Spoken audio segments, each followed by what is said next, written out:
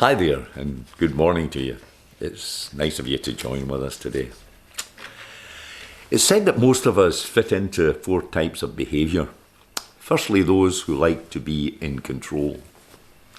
Secondly, those for whom life is just one big party. Then thirdly, those who are the dependable kind of people.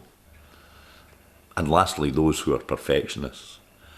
There's a wee story that helps us to illustrate these 4 types.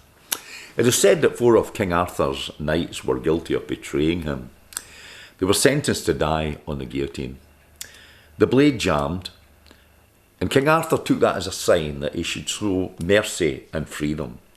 Now, their reaction to this tells us a lot about their personalities. One said, "I told you I was innocent." He was the dominant one.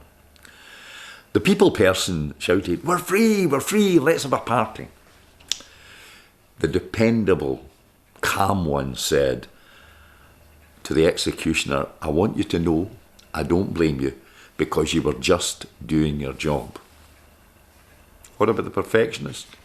He stared thoughtfully at the jammed blade and said, "I think I can see how this could be fixed." I'll let you choose your own wee pigeonhole.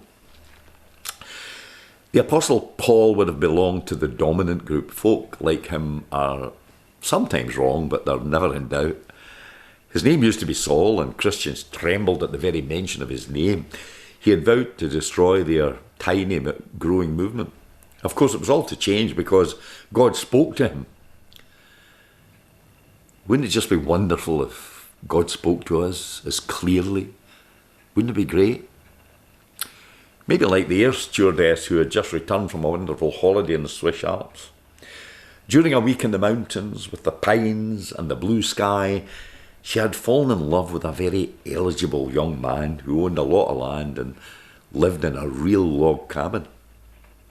He had proposed marriage to her, but the stewardess needed time to think. She decided to return home to her job and to pray that God would give her an answer about what to do. Well, the next day she was on a flight down to the Canary Islands and she was feeling a bit tired. And so she went into the loo to splash a bit of cold water on her face. And at that moment, the plane hit some turbulence and a sign lit up over the top of the sink which said, "Please return to the cabin."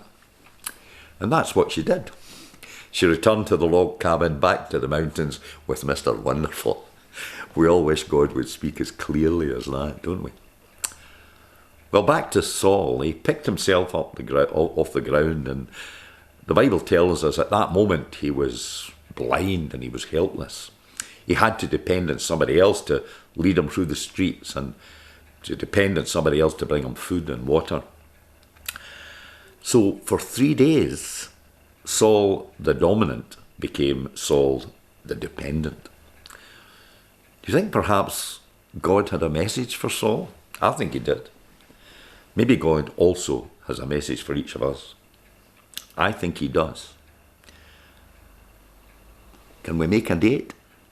Can you tune in next week? And let's see what we can learn from Saul's experience. Is that a deal? Again, thank you for listening to me this morning, and God bless you. What a friend we have in Jesus. All our sins and griefs to bear.